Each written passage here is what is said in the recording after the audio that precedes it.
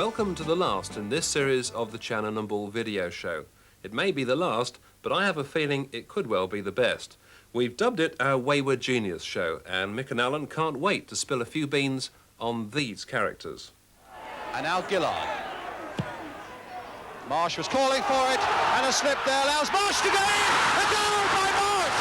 What a goal! Ran straight into trouble, and it's with Tony Curry. Letting one fly, and a beautiful goal! Tony Curry, a superb goal! Hudson away from Donachie. Moores, back for Hudson. Too much. He did. Mick and Alan, we've called this the Wayward Genius show. I guess that's fair, but why do you think so much British talent has been, if you like, a little bit wasted? Alan? Well, I'm looking forward to it, to be very honest with you, because I think there's so much talent in this country. And indeed, there's an awful lot of pressure on players to play in this country, and there's so much on the winning of football, and there's so much on the financial side of it, and this and that. But some players really just went out to play and to entertain, and no matter where they were playing, they played on a park or on the biggest ground in England, they would have played exactly the same. And that's why I'm looking forward to seeing a lot of these players, because football to me was tough and it was hard. And I had the lighter side of it and I enjoyed it, basically. But the ones we're going to see, they were just, well, clowns really. They loved playing football and they would play for nout. But Alan, with respect, you haven't really answered the question. I said, why was it sort of wasted, which I think everyone agrees it was. None of the players we're going to look at played as many times as they should have done for England. Well, because the game itself is it is so big and so important that you win games, that within a team framework, these players were sacrificed. It all became so professional, if you like, that these players didn't get picked as often because the game became far too important not to get beaten rather than to entertain, which the value of these players was that their ability was to entertain. What do you think, Mick? Do you think a lot of great British talent has been wasted? No, I don't at all. I mean, I think that the talent is still there. We're going to see it. Like Best. Now, if they had never had that, these players weren't made that way. If they were, I mean, they're showmen. End of story. I mean, they're footballers, all right, but they could never knuckle down to sort of 42 games a year, for example. And if you're going to win anything consistently and be involved in the game for 10, 15 years, then you've got to be prepared to work at it and stick at it for 42 games, 50 games a year for 10, 15 years. And these lads, although they were great showmen, great people to be with, to work with, to train with, to have a laugh with, at the end of the day, that's all they were. They were showmen, great to take their good points, but when they had their bad games, they were an absolute nightmare. You'd pull your hair out. And I know he was probably worse than me, because if he'd give them a ball and they should have given it back and they were flicking it up and rolling it around their neck and that, he would go mad. He would.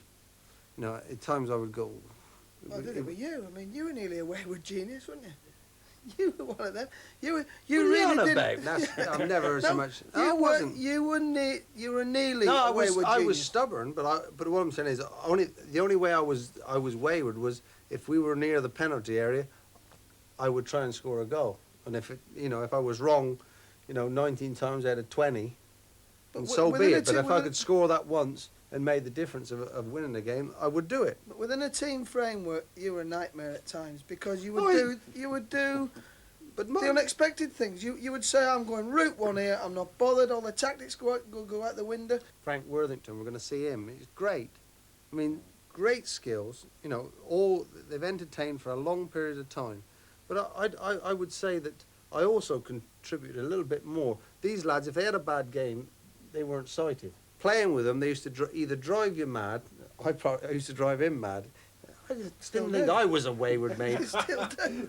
I mean, I'll settle for being a wayward genius, you know what I mean? I'll be chuffed to be That's a compliment. No, to that you is, from me. that is, I'll tell you now, I'm chuffed that he said You see, that the about game me. is so serious now that it's a team game, and because it's so important to win games, that there's 11 players going out to win a game, and every manager in this country, bar none, I promise you now, when they pick the team, they will pick a reliable person rather than one that will play 1 in 5 for you.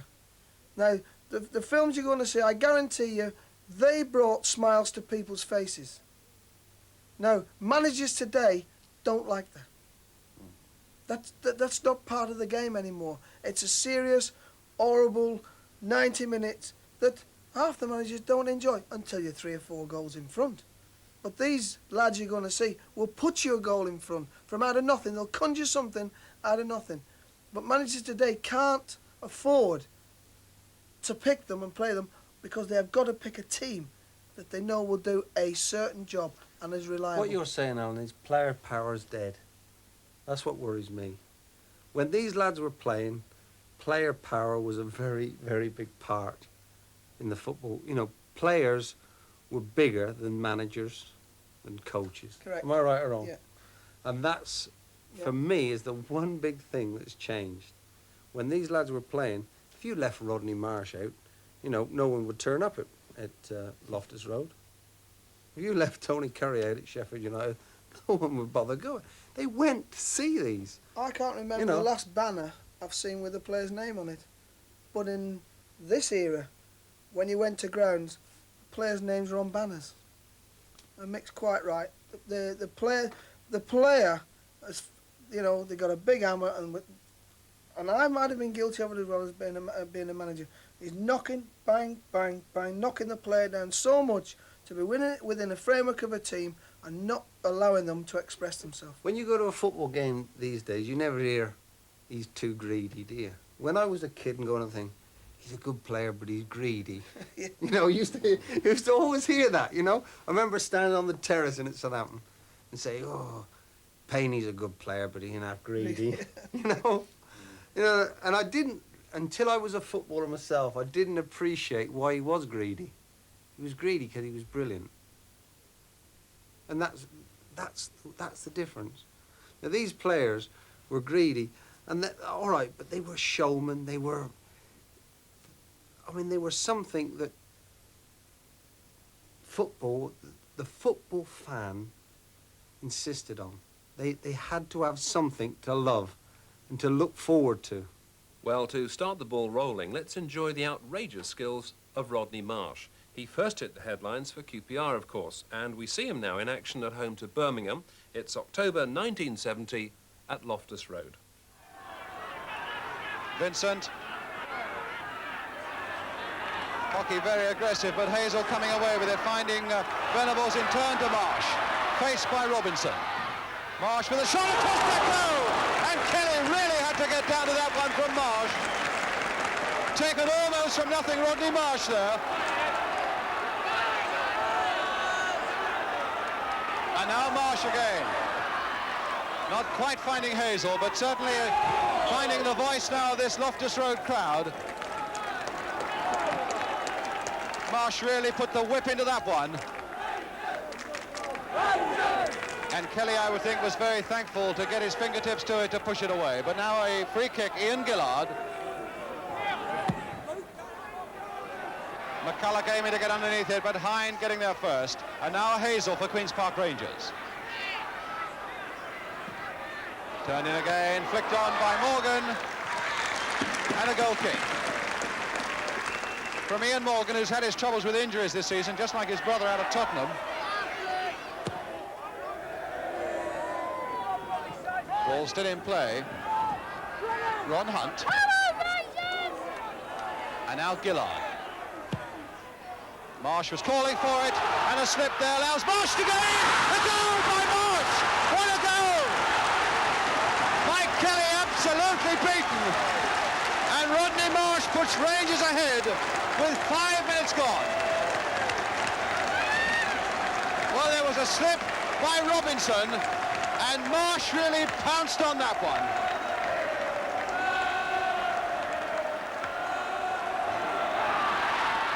One for McCulloch to try and get under. Marsh now for Rangers. Played wide for Clement, what a good ball. A ricochet there, Marsh going in! Oh, against the bar! The header and a save by Kelly! That was very nearly a goal there, no. In fact, the whistle had gone. Good play by Marsh, and although the point was disallowed there, because it's a free kick, a very good reflex header by young McCulloch.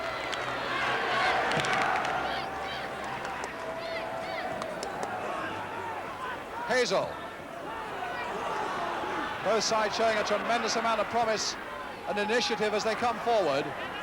Hockey to Bobby Thompson. Campbell. Oh, and Thompson beaten by Hazel. Now it's Marsh. Played first time for Ferguson. Harassed by Vincent. Oh, a nice little reverse ball there for Gillard. By Ferguson. Now Hockey. And Beard to Campbell. Latchford to Malcolm Beard.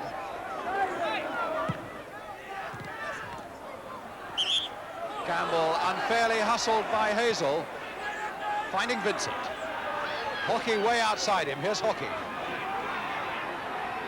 Martin going up on the outside, but Hockey instead trying a shot, but wide with it. Trevor Hockey, formerly, of course, with Nottingham Forest. My goodness, he's growing a beard as well, I think. Maybe not.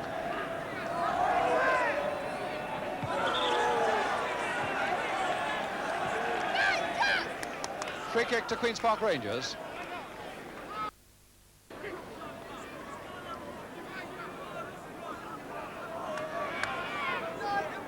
And Ron Hunt with it. McCulloch straining to get underneath that one. A missed kick by Beard, but he couldn't quite get to it in time. And Hockey and a corner. Hockey's rather firm back pass there, wide of Kelly. Well, certainly Mike Kelly's been pretty busy in this opening quarter of an hour or so. Rangers leading by a goal to nil, scored by Rodney Marsh. And now Mike Ferguson with the corner, Clement right up there, as you'll see. Marsh getting ahead to it. Oh, Rodney Marsh! A second goal to Marsh with 14 minutes gone.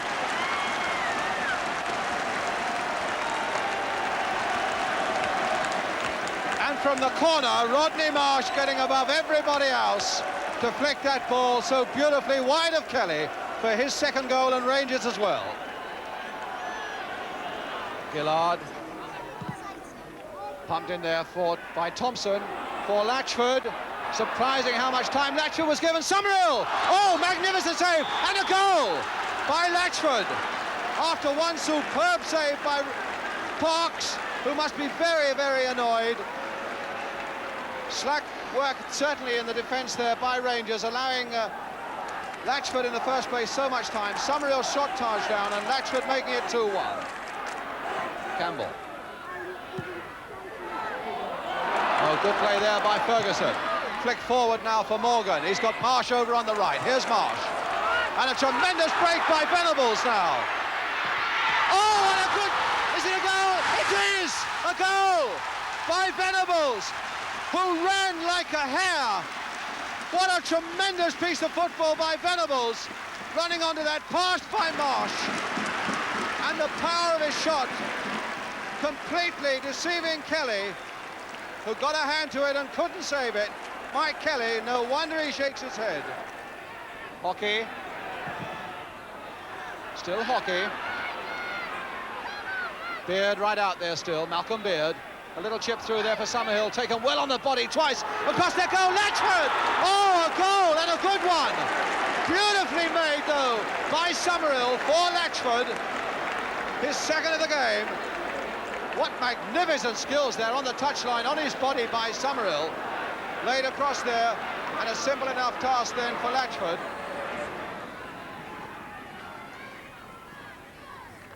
Venables shielding the ball well.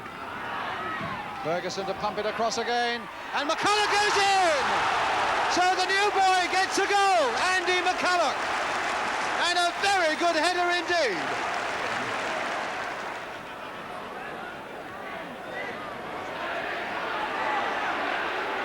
Summerhill harried and hustled all the way by Clement, and hustled into an error, and Ferguson is right there in the middle of it. Will it come through to Marsh? Oh, look at that for skill by Marsh! Oh, and what a goal! Rodney Marsh's hat-trick! Oh, what incredible skill by Marsh! There really was no way through, and yet Rodney Marsh found a way through.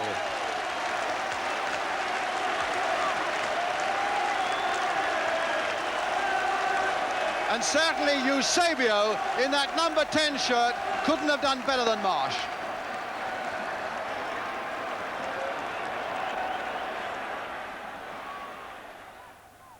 Well, very nearly 20 years ago, a great Rodney Marsh hat-trick, QPR 5, Birmingham 2. What about that performance, Alan?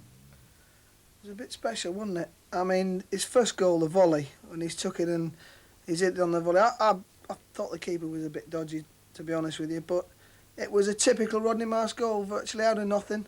Balls through the middle, 35 yards out, get in. Great ability, great feet he had. And that was Rodney Marsh. He just burst into situations. He just did things off the cuff that brought people to their feet. Did he set out, do you think, to be a great entertainer? Or was that just the only way he knew how to play? I got to know him quite well, actually. He came with the England squad, and I roomed with him with the England squad, and he was a little bit eccentric. He did play to it a little bit, but to take nothing away from him on the football field, he brought smiles to people's faces, and he played, but he did work at it a little bit. Yeah. Mick? No socks on. He did things a bit different, you know. And I'm not sure he did it just because he did it, I think, for a reason. One flew over the cuckoo's nest. He wasn't a full shilling, Marsh. No, he was. Honestly, I'm sure that he was just something, and he was a law unto himself. I mean, he didn't really give a monkey about anyone else, and he just went and done his own thing. And I think that he lives in cloud cuckoo land in lots of ways. I don't think he lives in the real world, but he had tremendous skill and tremendous ability. And playing like that, is that I mean, the way he's a moaner as well. He was a strange sort of lad, you know. I mean, he had no one's going to take his ability away, but he never really knew how the real world lived. I don't feel he just lived in his own little world, and he thought everyone should be like him, and he was the exception, and we were probably all very normal. But did you feel that the way he played the game was the right way to play? If that's the way he saw it, yeah. I mean, football doesn't belong to Mick Channon or Alan Ball. It belongs to Rodney Marsh, David Boban, you name it. It belongs to you, everyone out there. It belongs to, you know, if they see the game that way, that's how football is. And that's my belief in football. People loved him. People wanted to see him. He brought crowds into the game.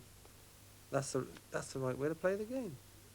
Well, of course, Rodney Marsh went on to Manchester City, where we can catch up with him now. Southampton, the visitors to Main Road, and that's back in December 1972.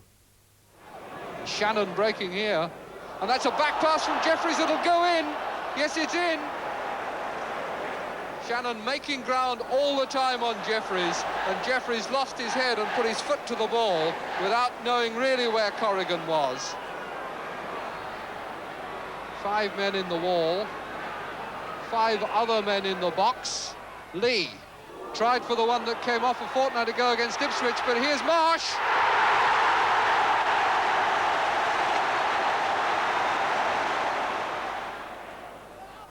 Marsh. Good shot.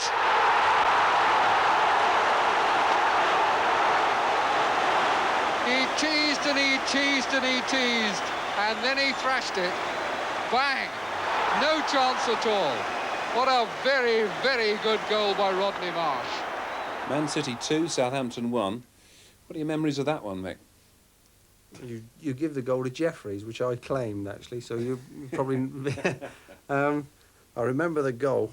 Apart from that, all I remember was Man City, Marshy, and... because he was a moaner, Rodney Marsh and Franny Lee, and they were all moaning because we were labelled the alehouse team Yeah. by Shankly at that time, and that it was a slog for us. We were Southampton. We come from the second division. We weren't much good, you know. We had a load of rascals, players that come from all over the country. And we were scrapping for our life, and Marshy was bought for fortunes from QPR, and they had a lot of big stars at Man City, and they were the team. They were expected to win, and we went a goal up, and we hung on, and we stuck in there. And anyway, he ended up scoring 2 goals, as we've seen. And our final port of call for Rodney Marsh memories is Craven Cottage, Fulham, where he teamed up with one George Best. It's September 1976, and Hereford the opponents in an all-second division clash. Slough.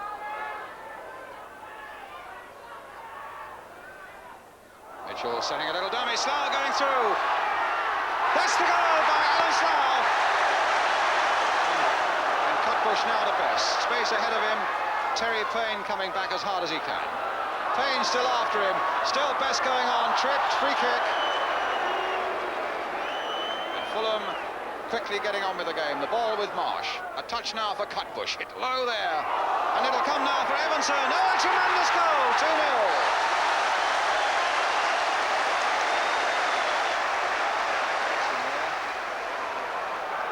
Here's Marsh. Kinked it one side. Oh, what about that for skill? Knocked it one side of Lindsay, and before it hit the ground, he was round the Hereford player and hitting it on the half volley and enjoying every moment of it. Well, Bobby Campbell is a fellow who likes effort, but I think he enjoys a bit of skill as well, and he would have loved that bit of skill by Marsh. Now Davey. Look who's coming back. Slough covering well there for Fulham.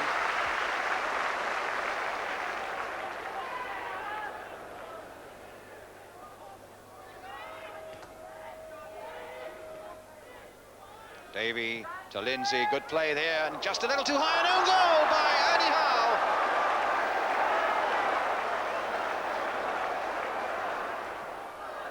Best.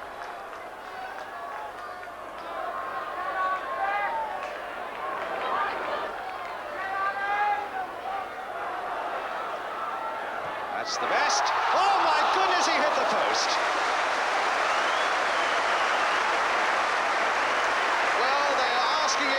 For weeks they've been asking it, can he ever be as good as he was?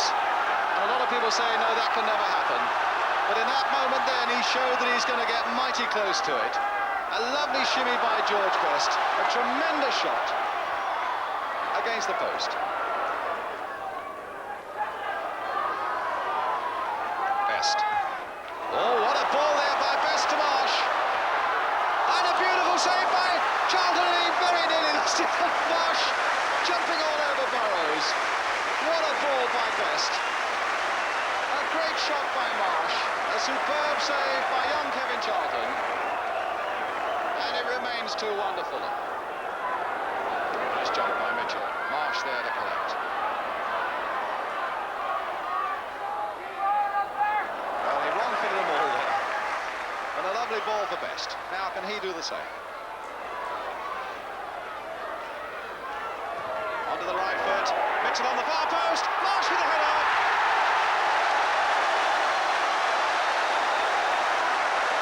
A great shot there as Marsh and Best congratulate each other, and Slough joins in the celebrations.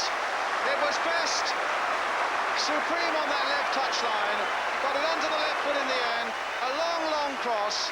Mitchell up beautifully at the far post, and the rest was a formality for Rodney Marsh. John Evanson for Fulham. Played inside for Marsh. Looking around, seeing who he can pick up. Decides to go one in. Oh my goodness, what a goal! Oh, what a tremendous goal by Marsh.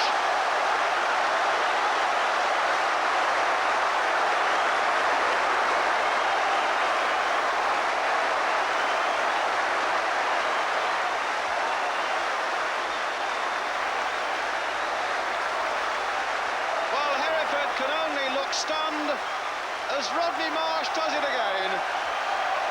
Looking around to see who he can pick up. Decides he's going to pick up the far corner of the Hereford net and hits it with tremendous power. Strong And now Best. Hurdled beautifully over Tyler.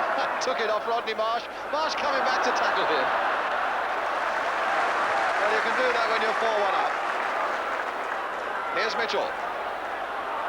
Free kick, right on the edge of the box, given away by Galley,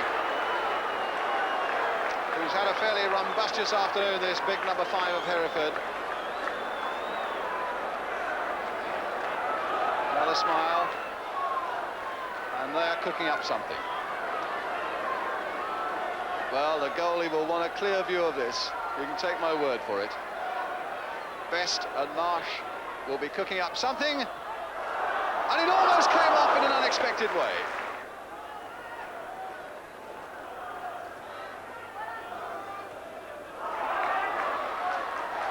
Mitchell. Best again. Now taking on Burrows. There's Best. Oh, and saved by Charlton and saved well. Nobody would normally turn out in that numbers to go and see Hereford. They were all there to see the big names, weren't they, Alan? Well, that was the magic of them, wasn't it? And full marks to the manager for getting them together, because it was a gamble, and for a while it paid off. People came to Craven Cottage, big crowds, and they got full entertainment. I mean, people forget that Bobby Moore played in that team as well. But the two lads in the end of their careers, the twilight of their life, they've gone back there and they said, let's have some fun here. Let's just go out and play. The legs weren't quite what they were, but they went out and they entertained, and they took the whole place apart. And at that particular time, they could still just do enough. As you saw Marsh's goal, the header was a great ball from George Best. He chopped it back like we know he can do. And it's been knocked back across the goal, and Marsh's just little tap-in header.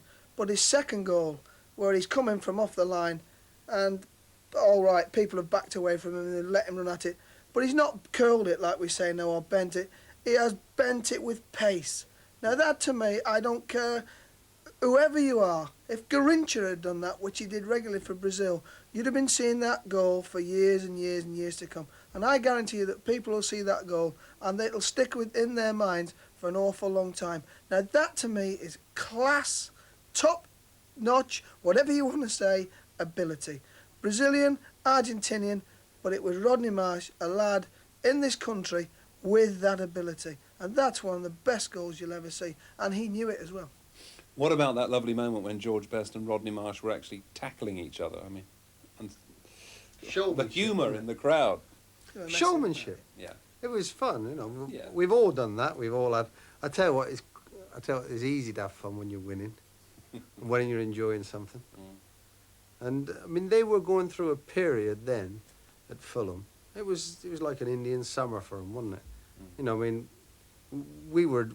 mean, I was lucky that it happened with me at Norwich, and Alan's same at Southampton for him. You know, he had an absolute great period at the twilight of your career, where, although football matters to you, it's not, you know, it's not as intense as what it probably was when you were sort of 19, 20 or 21, when you're trying to make an impression. And, you know, probably we're talking about the wayward geniuses. They probably, right the way throughout their life, looked at football the same as what we did in the twilight of our career. And they enjoyed it, and they got a kick out of it. And, you know, 17,000 for Hereford, you know, at Fulham. Marsh, Best and Moore, though, were all sort of, if you like, in the twilight of their career. I suppose they're in the right place at the right time, weren't they? Exactly. I mean, exactly. And they loved it. The crowd loved it. Great for football, wasn't it? So much then for one great talent. After the break, we have another. It's Tony Curry.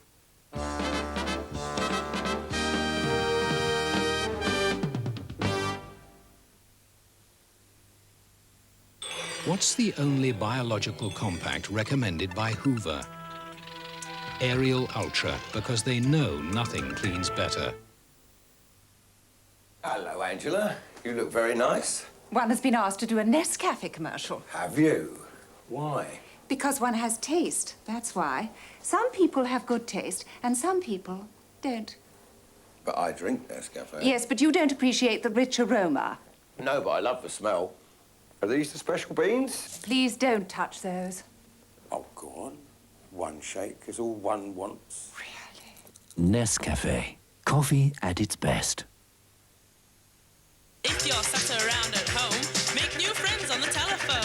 0898 55 0055. Chat back. Chocolate. Oh yeah. Caramel. Mmm. Crunch. Twix Fits.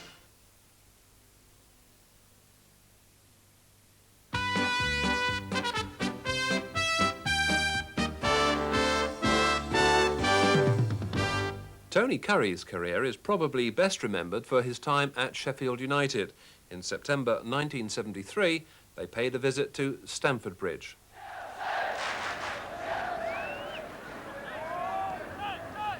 Curry to Eddie.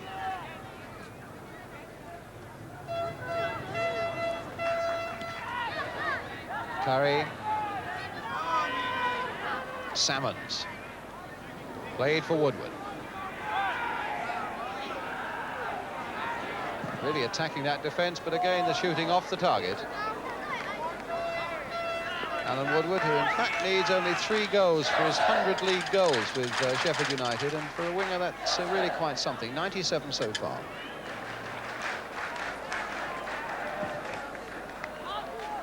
Osgood. And again this combination with Steve Kemba coming in nicely. Kemba still going on, going hard into that challenge. McCready right in there, Kemba right in there. And they're trying so hard to get it away, it'll fall now for Garner maybe. Back for Houseman, hit first time against that Sheffield United defence. And still it's not away. Handball given and a penalty. A handball given presumably against Led Badger. It's going to be Johnny Hollins who's got to take it. Young Tom McAllister, the 19-year-old Scot, who's got to face him. And it's 1-0. Hollins a scorer, Chelsea ahead.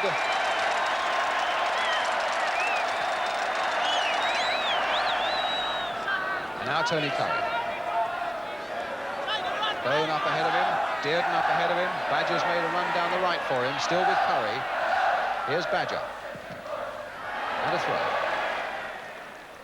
7 minutes to go to half-time. Chelsea still leading by that controversial penalty. Badger with a throw.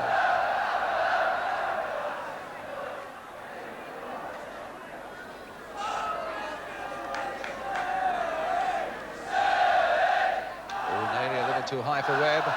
Didn't really get the right sort of header in there. But now Garner for Chelsea. Ran straight into trouble, and it's with Tony Curry. Letting one fly, and a beautiful goal! Tony Curry, a superb goal!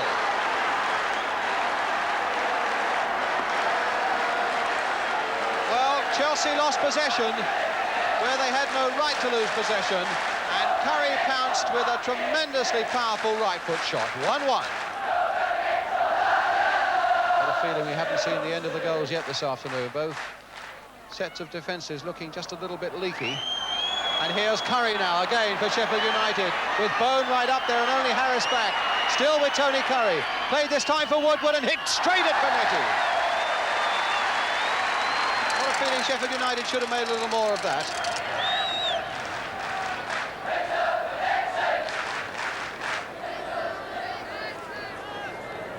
Houseman. In the last minute, plus a little bit of time for injuries. McCready with a throw. Garner. Kemba. Hudson. Garner again. Sheffield United now with a lot of red and white shirts back, getting themselves out of trouble. And the ball with Badger. And now Curry again. Curry still going on, and played nicely for Jim Bone. He's all right, he's onside. And somehow Chelsea scrambled that one away as well, with their defence really in disarray again, as the whistle goes for half-time and the sides all square at 1 each. That fell nicely for Bone. And Alan Woodward is all right, he's onside now. Can this put Sheffield United ahead? He has! Alan Woodward, 2-1. Chelsea 1, Sheffield United 2. Tony Curry, of course, one of these great players of years gone by. Mick, what's your reaction, first of all, to that performance, and secondly, to Tony Curry overall? Wayward genius. Probably right. You know, I mean, Tony Curry had so much ability, it was untrue. I mean, the goal we saw him score there from the edge of the, well, from outside, it must have been 10 yards outside the box, right foot, and he just rifled it in. But he run the game, didn't he? You know, he made so many chances. He made a great chance for Woodward. I mean, if he had stuck that away, you know, end of story, wouldn't it? You know, I mean, it was, but I mean, it took him a while to win the game. But Tony Curry, I always remember, and I think that possibly Alan summed it up because we've just been, you know, in talking about it during the game there. If he hadn't have been lazy, you know, he could have been a real great player. But Tony had this laid-back way in the way he went about everything. For me, potentially, he was probably one of the best midfield players I ever played with. Because he was like, who could I say, Paul? He could knock a ball 60, 70 yards diagonally. Long or short, no effort. No. It was so easy to him. He had great vision. I think that possibly, we're talking about Marshy earlier on, Marshy was an instinctive player, but Tony Curry knew what was going on around him. Marshy knew within the vicinity that he was playing, within the 20 yards radius. But the great thing about Tony Curry, he could see 60 yards away. He was like a quarterback, you know, he could knock a ball or kick a ball sort of 60, 70 yards and stretch teams and make things happen, as we saw in the game. He was a wayward genius because he should have been better than he was. Alan, what do you think were Tony Curry's strengths or gifts? Well, people like him I was jealous of, if you understand what I mean, because I had to work really hard at my game to become a top player. He had so much that he didn't really know why he got it. I can imagine his wife waking him up in the morning saying, "Come on, Tony, you've got to go to work today." "Do I have to?" "I won't do it today." "All right, yeah, okay." Whereas I'd be first up, "What we doing? Yeah, come on, let's go and do some work." It was so easy to him. Long and short balls he could play. Great vision, as Mick says. You know, outside of his foot, he played with his big toe and his little toe. You know, he used to bend them that way. It was a doddle to him. And consequently, he was lazy. He was bone idle. But I promise you, on his day at Bramhall Lane, he was a bit special. And it's one of the few grounds I've been to since a person has finished playing. They've got a little shrine to him there. He is top man there. Tony Curry then moved on to Leeds, and here he is in action for them, the opponents Southampton, in November 1978. Now Flynn. Graham. To check back. What a marvellous shot and what a marvellous goal from Arthur Graham.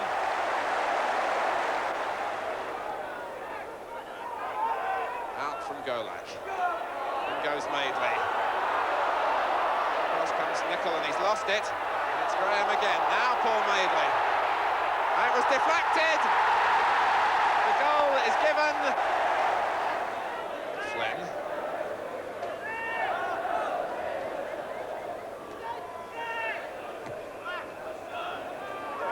Frank Gray. Southampton struggling to pick everyone up and they didn't find Curry. Atkin applauds. Curry reflects.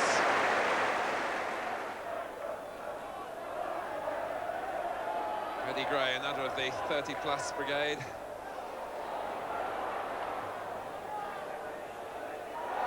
Curry. Oh my goodness! And Tony Curry milks the applause that is so deserved. 10 minutes into the second half, and a moment to savour from a player of supreme talent. The curve totally beating Terry Geno. Eddie Gray.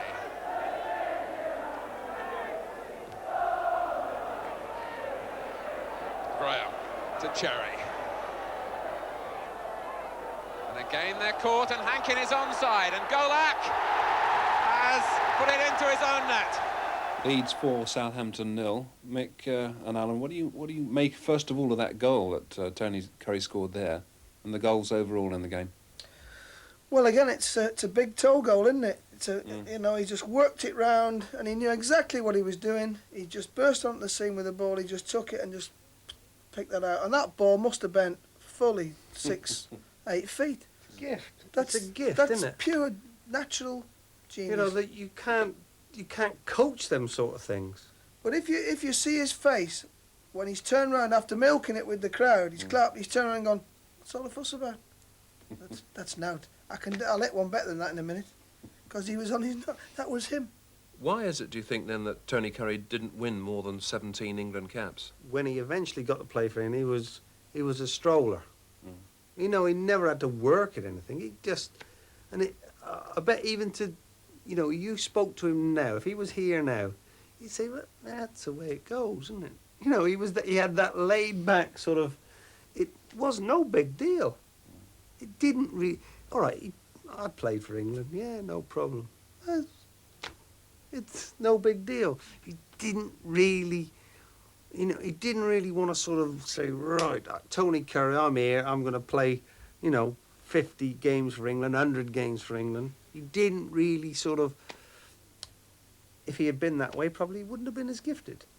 So, as an opponent and also as an England teammate, how do you assess overall Tony Curry? How good was he? When he was on song, and I remember him at Sheffield United, geez, he was, I mean, he used to run the show. As a teammate, he promised so much and probably ended up giving so little that I'm disappointed in him. In the sense that I know he was a great player. He was potentially a great player, probably better player than Bestie, because Bestie was a great player, and I don't feel Tony Curry ever was. Well, after the break, two more slightly wayward stars with bags of skill, Alan Hudson and Frank Worthington. Join us in a couple of minutes.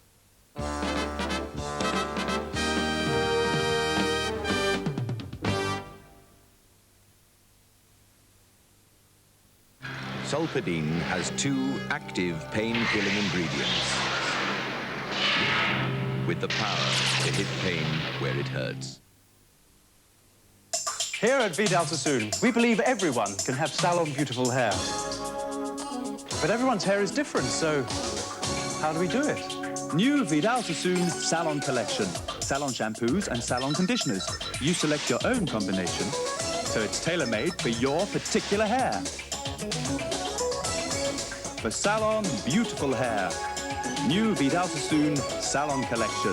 Tailor-made for salon beautiful hair. Call our party line now on 0898 60 60 60 and speak to new friends all over the UK. Just dial 0898 60 60 60. Separate detergent and softener could mean spending more than you need. Stop. Why buy 2? Just buy Bold. It's where the smart money goes.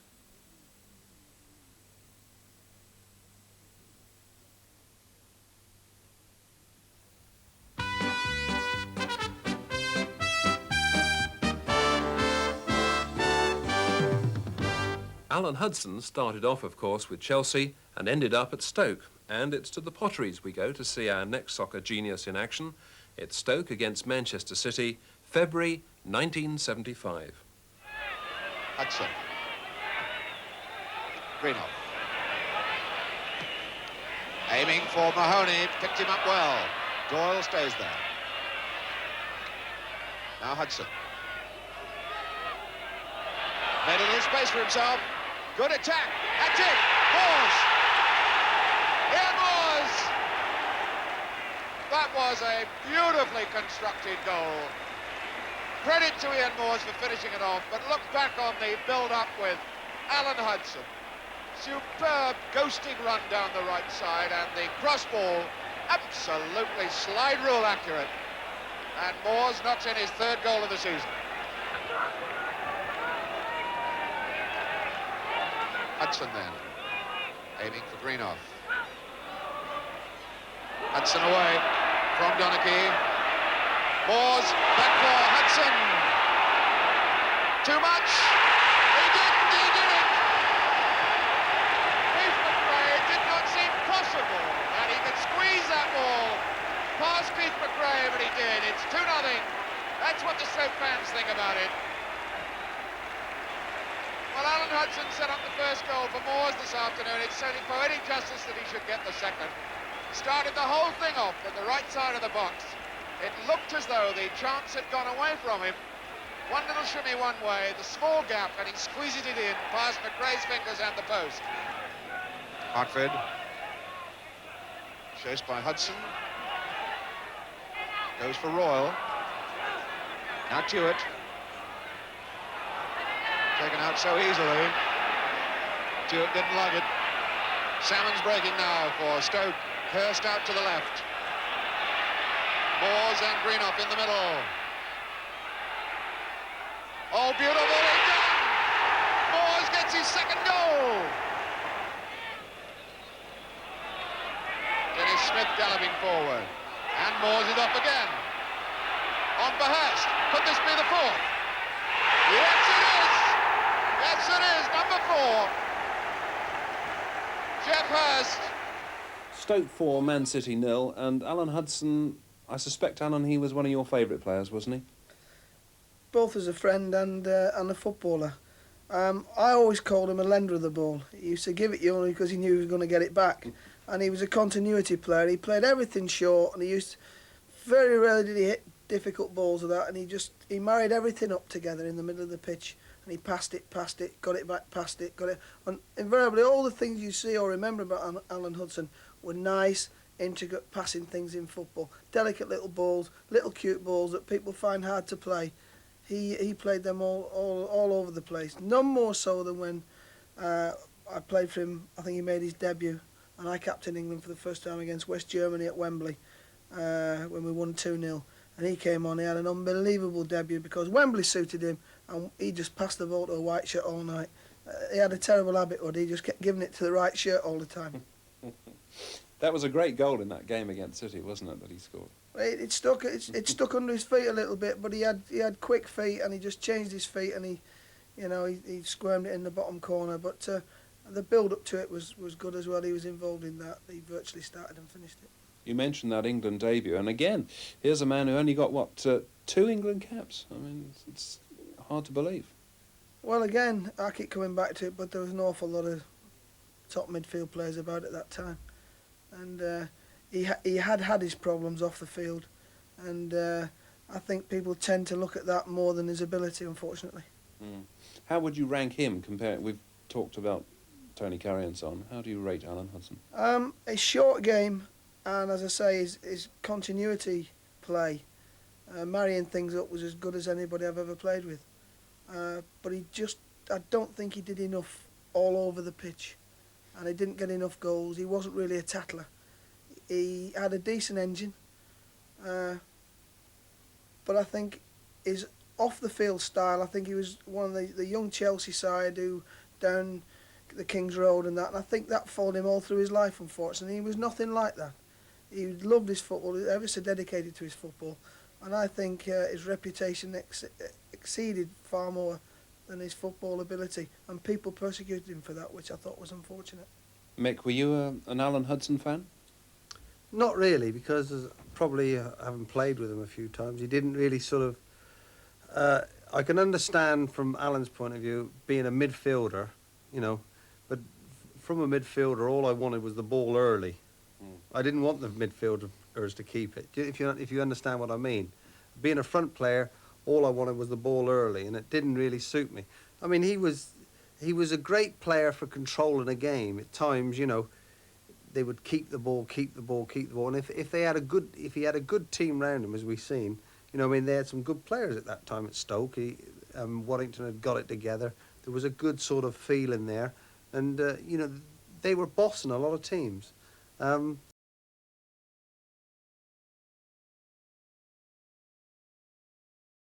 But obviously he was a good player in a very young Chelsea side with some good players around him. And funny enough, I played in that game with Alan, the first game Alan was captain of England, when we beat West Germany 2-0, and he's right. Alan Hudson had a great game. He was a very good young player who, a little bit like Tony Curry, I didn't feel ever really sort of reached the peaks that he possibly could have. And it wasn't like Tony Curry through his dedication and his application, because I think that, like Alan said, he didn't really make it more in the big time because of his off-field reputation. It wasn't so much of what he'd done on the pitch, because the debut he had was probably as good as any England debut I've seen. Finally in this programme, let's recall one of the great goals. The match is Bolton against Ipswich in April of 1979, and look out for one Frank Worthington. Allardyce's throw, Moore's header, Gowling under it. Worthington now from Gowling's header, and Worthington, and what a beautiful Worthington goal!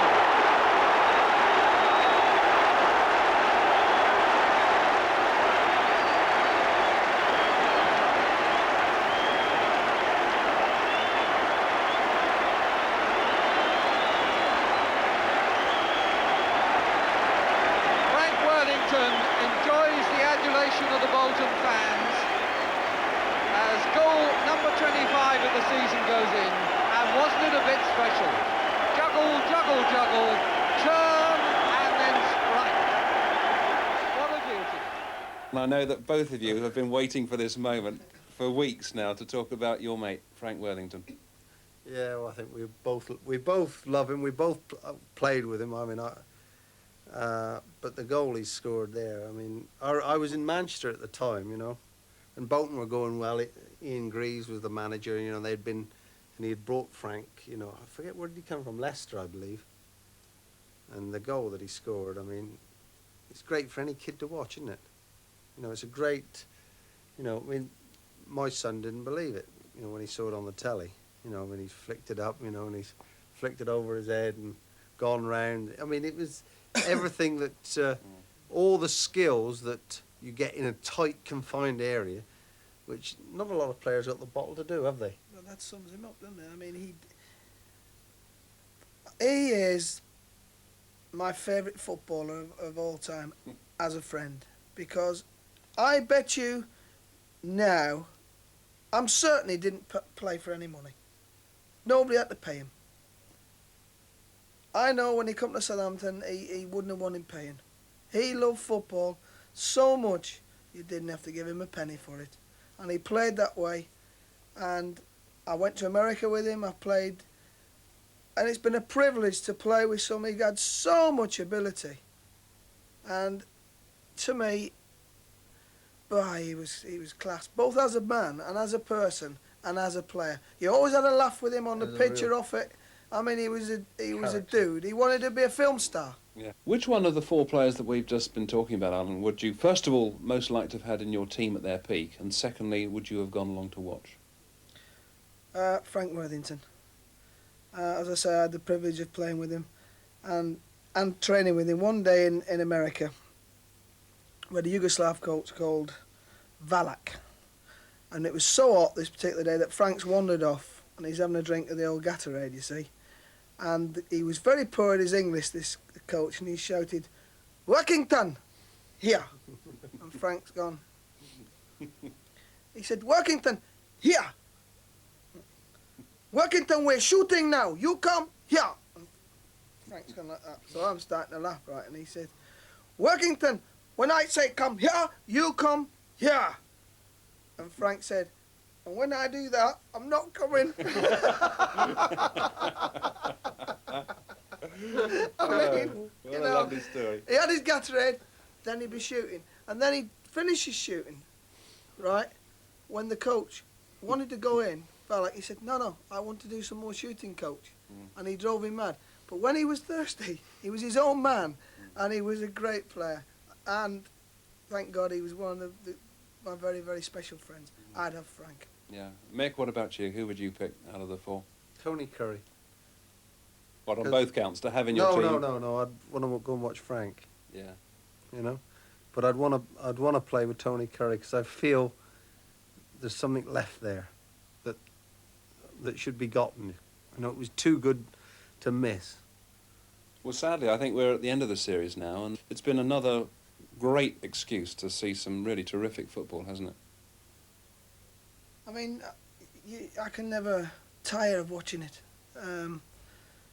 Not only the nostalgia, but I mean, the important thing is there was great players about doing great things, you know, in a great game, and summed it all up. Frank Worthington's goal for me. That's football. Fantastic. I tell you, the smile that it brings to you, you know, it's a feeling, isn't it? It's a glow. It's something that football. I don't know. Well, I'm not in football anymore, but I tell you what, the pleasure that you get just from, you know, the clips and the characters and the people that you meet.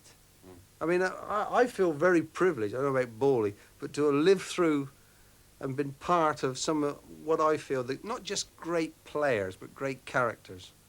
And the games we've seen, I enjoy it. I don't know whether I don't know. I hope you lot have enjoyed it as much as what I have.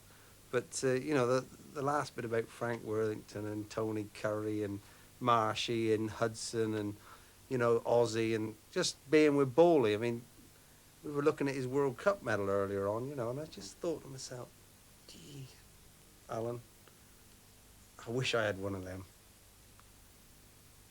And that's what football's about, you know. He's got a World Cup medal.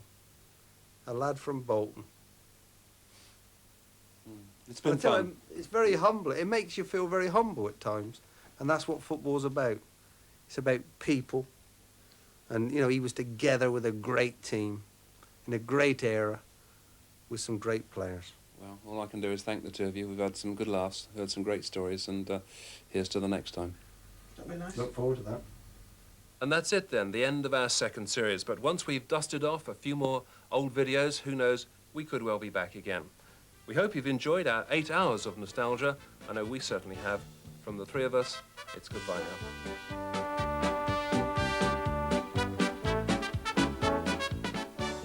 Oh, never fear, footy fans. Nighttime has a new series for you next week, Soccer in the 70s, with none other than Gary Lineker. That's at 4:10, and is immediately preceded by another new series, Stephen King's World of Horror.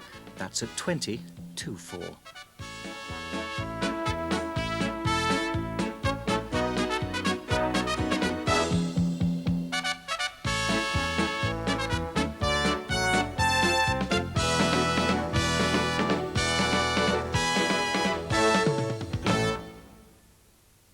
Well, there's more damage to Buckingham Palace, but the King stays put.